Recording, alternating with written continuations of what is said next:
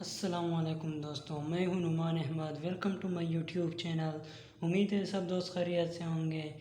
दोस्तों आज जो हमारा टॉपिक है वो है एक्सरसाइज 1.2 9th क्लास के mathematics chapter first matrices. Matrices में जो पहले सारा कॉन्सेप्ट है एक्सरसाइज 1.1 का वो हमने पहले वीडियो में पढ़ा है और एक्सरसाइज 1.1 भी हमने किया है। और आज हम एक्सरसाइज 1.2 करेंगे। इसका भी जो सारा कॉन्सेप्ट है वो हमने पहले वीडियो में पढ़ा है। अगर आप लोगों को इधर से एक्सरसाइज समझ नहीं आया तो हमारे पहले वीडियो देख सकते हैं। इससे पहले अगर आप लोगों ने हमारे चैनल को सब्सक्राइब ना किया, लाइक ना किया तो प्लीज़ सब्सक्राइब कीजिए, लाइक कीजिए और साथ में बेल आइकन का बटन दबाएं ताकि आप लोगों को हमारे नए वीडियो रोज़ाना आ सकें। तो चलो दोस्तों, लेट्स स्टार्ट करते हैं कि एक्सरसाइज 1.2 में क्या क्या चीज़ है, किस चीज़ का कॉन्सेप्ट यूज़ हुआ है। दोस्तों, एक्सरसाइज 1.2 में 4 क्वेश्चन हैं। तो फर्स्ट क्वेश्चन में 5 पार्ट है, हम सॉल्व करेंगे 3 पार्ट। बहुत इजी है। पहले क्वेश्चन 1 में जो कंसेप्ट यूज़ हुआ है वो ट्रांसपोज का कंसेप्ट यूज़ हुआ है। ट्रांसपोज हमने पहले वीडियो में पढ़ा है कि ट्रांसपोज हम किस तरह एक्सप्लेन करते हैं। तो चलो, क्वेश्चन नंबर 1 कौन सा है। क्वेश्चन नंबर 1 में कहते हैं कि right transpose of the following matrix. हमें पार्ट 1 में एक ट्रांसपोज दिया गया है जिसका नाम है पी ट्रांसपोज, इन्होंने नाम दिया है। तो जब हम सॉल्यूशन स्टार्ट करेंगे तो पहले हम एक क्वेश्चन लिखेंगे, पहले वही क्वेश्चन दोबारा लिखेंगे। तो हम लोगों ने दोबारा वही क्वेश्चन लिख लिया और इसका ट्रांसपोज लेते हैं, क्योंकि क्वेश्चन में कहते हैं कि right transpose of the following matrices, मतलब इन क्वेश्चन का मैट्रिक्स लिखें। तो हमारे पास पहला पार्ट है तो हमने सॉल्यूशन स्टार्ट किया और लिखा। पहला क्वेश्चन जब हम सॉल्यूशन में लिखेंगे तो पहले एक दफ़ा क्वेश्चन को लिखेंगे। हम लोगों ने एक दफ़ा क्वेश्चन को लिख लिया तो चलो इसका ट्रांसपोज लेते हैं। ट्रांसपोज हम किस तरह लिखते हैं कि फर्स्ट रो को फर्स्ट कॉलम में चेंज करेंगे, सेकंड रो को सेकंड कॉलम में चेंज करेंगे। तो p की पावर t लिखेंगे तो इससे ये ज़ाहिर होता है कि ये p का हमने ट्रांसपोज लिया है। तो यही हमारे पास हुआ p का ट्रांसपोज। फर्स्ट पार्ट हमारे साथ सॉल्व हुआ। तो ये हमारे पास सेकंड पार्ट है। सेकंड पार्ट को इन्होंने दिया है t।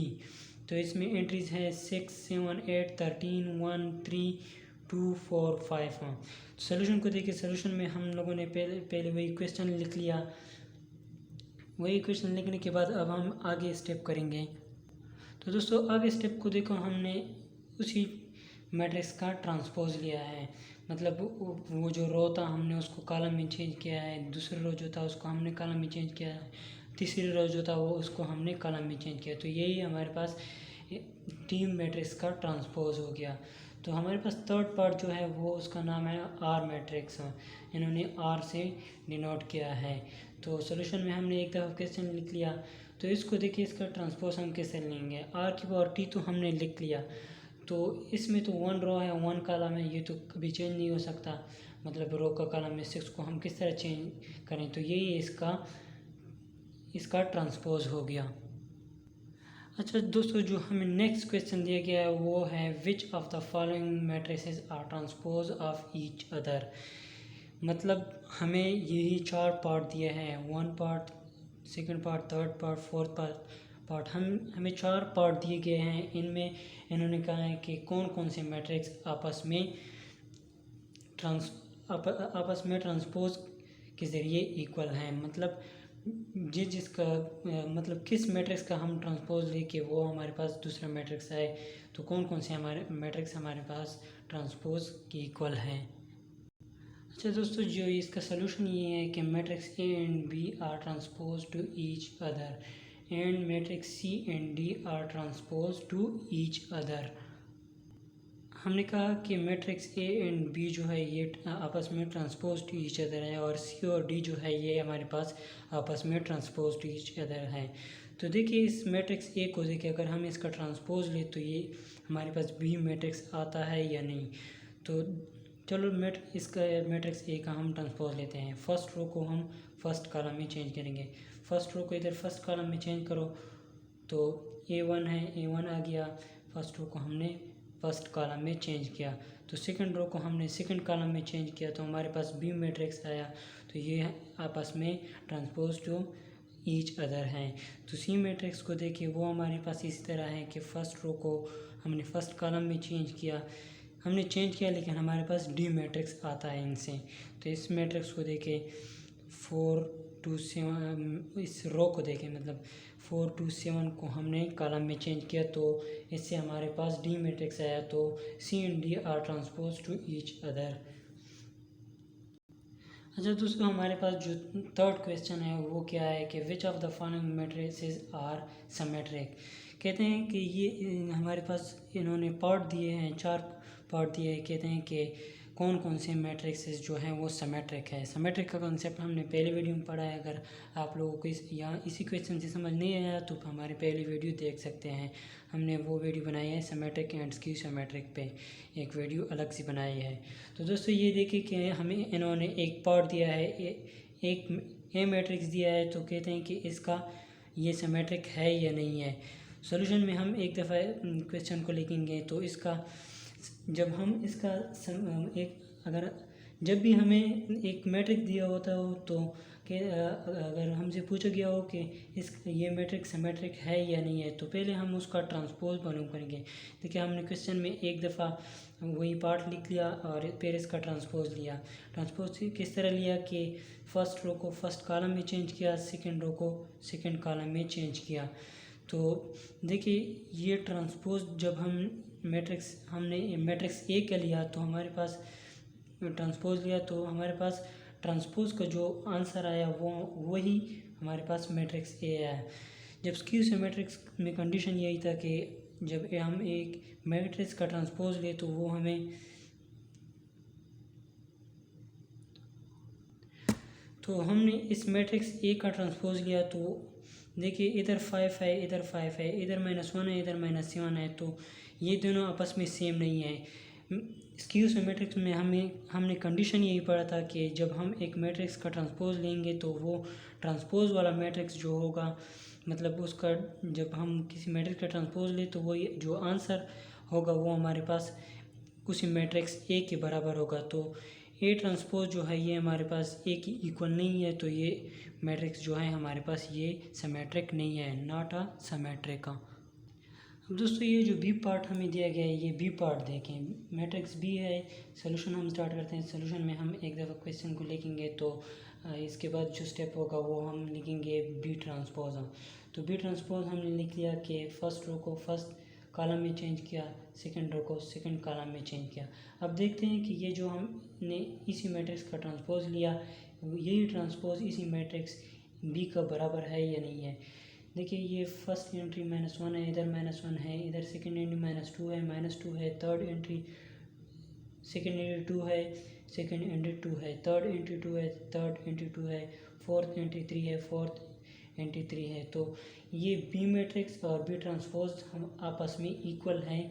जब हम एक मैट्रिक्स का ट्रांसपोज ले तो वही ट्रांसपोज उसी मैट्रिक्स का इक्वल हो तो उसको हम सिमेट्रिक मैट्रिक्स कहते हैं। तो बी ट्रांसपोज हमारे पास बी का इक्वल हो गया तो ये हमारे पास सिमेट्रिक मैट्रिक्स हैं। अब नीचे डी पार्ट को देखें, एक हमें और पार्ट दिया गया है, इसका इन्होंने नाम दिया है डी पार्ट। तो डी पार्ट में सोल्यूशन स्टार्ट करते हैं। इन्होंने जब हम सोल्यूशन लिखेंगे तो एक दफ़ा क्वेश्चन को लिखेंगे तो एक दफ़ा क्वेश्चन को लिख लिया और डी का ट्रांसपोज लिया, फर्स्ट रो को फर्स्ट कॉलम में चेंज किया, सेकंड रो को सेकंड कॉलम में चेंज किया। तो देखिए इसी मैट्रिक्स को देखिए इसका ऑर्डर जो है 2/3 है, मतलब 2 रोज़ हैं 3 कॉलम हैं, 2/3 हैं। इसी मैट्रिक्स का ऑर्डर देखें 3 रोज़ हैं 3/2 है। तो इन दोनों का ऑर्डर डिफरेंट है और एलिमेंट की जगह भी डिफरेंट है। तो डी ट्रांसपोज हमारे पास डी की इक्वल नहीं है तो ये हमारे पास सिमेट्रिक नहीं है। अच्छा दोस्तों देखिए ये जो नेक्स्ट क्वेश्चन हमें दिया गया है वो है क्वेश्चन नंबर 4। उसमें कहते हैं कि which of the following matrices are skew symmetric. Question number 3 में कहते थे कि which of the following matrices are symmetric है, इसमें कहते हैं स्क्यू सिमेट्रिक। स्क्यू सिमेट्रिक के लिए हमारे पास कंडीशन कौन सा है, हमारे पास कंडीशन यही है कि जब हम किसी मैट्रिक्स का ट्रांसपोज ले तो वो हमें उसी मैट्रिक्स का माइनस ऑफ मैट्रिक्स दे। अभी देखिए हम इन लोगों ने हमें 4 पार्ट दिए हैं, हम चारों पार्ट सॉल्व करेंगे इंशाल्लाह। ये देखिए पार्ट ये दिया गया है कि ए इक्वल टू 0 4 -4 0। तो हमने सोल्यूशन स्टार्ट किया, एक दफ़ा क्वेश्चन को लिख लिया। ये क्वेश्चन का रूल है कि जब आप किसी क्वेश्चन का सोल्यूशन लिखेंगे तो आप उसी क्वेश्चन को एक दफ़ा सोल्यूशन में लिखेंगे। तो हम लोगों ने इनका ट्रांसपोज लिया, इसी मैट्रिक्स का ट्रांसपोज लिया। ट्रांसपोज किस तरह लिया कि फ़र्स्ट रो को फर्स्ट कॉलम में चेंज किया, सेकंड रो को सेकंड कॉलम में चेंज किया। तो देखिए हम देखते हैं कि इसी मैट्रिक्स का जो हमने ट्रांसपोज लिया ये इसी मैट्रिक्स का माइनस ऑफ ए का बराबर है या नहीं है। A transpose equal to minus of A. किस तरह माइनस ऑफ ए है कि देखिए अगर इसी मैट्रिक्स को हम -1 से ज़रब दें, -1 0 को -1 से ज़रब दें तो वही 0 आता है, मतलब 0 के साथ कोई माइनस नहीं लगाता। तो 4 को -1 से मल्टीप्लाई कर दें तो -4 आता है। तो फिर -4 को जब हम -1 से मल्टीप्लाई करते हैं तो उससे 4 आता है। जब 0 को मल्टीप्लाई करते हैं -1 के साथ तो वही 0 आता है, 0 के साथ हम माइनस नहीं लगा सकते। तो देखिए ये हमारे साथ यही शो करता है कि इसको हमने माइनस से मल्टीप्लाई किया, लेकिन हम लोगों ने इनका ट्रांसपोज लिया। तो जब इनका ट्रांसपोज ले तो वो हमें माइनस ऑफ ए दे तो इसको हम कहेंगे स्क्यू सिमेट्रिक। तो ये हमारे पास मैट्रिक्स ए जो है ये हमारे पास स्क्यू सिमेट्रिक है। अब नीचे मैट्रिक्स बी को देखें। मैट्रिक्स बी में जो एंट्रीज है वो हमारे पास है 0 7 7 0। सोल्यूशन हमने लिख लिया, एक दफ़ा क्वेश्चन को लिख लिया और ट्रांसपोज लिया। तो बी का ट्रांसपोज जो है, ट्रांसपोज किस तरह लिया कि फर्स्ट रो को फर्स्ट कॉलम में चेंज किया, सेकंड रो को सेकंड कॉलम में चेंज किया। तो बी ट्रांसपोज हमारे पास माइनस ऑफ बी की इक्वल नहीं है, मतलब हमारे पास इधर माइनस नहीं आया या इधर माइनस नहीं आया, दोनों सेम मैट्रिक्स हैं। तो ये हमारे पास स्क्यू सिमेट्रिक नहीं है, मतलब माइनस ऑफ बी का नहीं आया तो ये हमारे पास स्क्यू सिमेट्रिक नहीं है। अब दोस्तों थर्ड पार्ट देखें। इन्होंने हमें मैट्रिक्स दिया है 3/3 मैट्रिक्स दिया है, 3/3 ऑर्डर है इसका। तो सोल्यूशन हमने लिख लिया, एक दफ़ा क्वेश्चन को लिख लिया तो इसका हमने ट्रांसपोज लिया। तो सी ट्रांसपोज हमारे पास माइनस ऑफ सी के बराबर हो गया, तो ये हमारे पास क्यू सिमेट्रिक है। अब पार्ट डी को देखिए कि हमें डी पार्ट दिया गया है, इसमें एंट्रीज है 0 -5 5 0। सोल्यूशन में हमने एक दफ़ा क्वेश्चन को लिख लिया, इसका ट्रांसपोज लिया। ट्रांसपोज किस तरह लिख लिया कि ट्रांसपोज किस तरह लिया कि मतलब फ़र्स्ट रो को फर्स्ट कॉलम में चेंज किया, सेकंड रो को सेकंड कॉलम में चेंज किया। तो ये डी ट्रांसपोज जो है ये हमारे पास माइनस ऑफ डी के बराबर हो गया, तो ये हमारे पास स्क्यू सिमेट्रिक है। तो दोस्तों आज हमारा वीडियो यही तक था कि हम लोगों ने एक्सरसाइज 1.1 कंप्लीट किया। तो नेक्स्ट मुलाकात होगी नेक्स्ट वीडियो में इंशाल्लाह। अल्लाह हाफिज़।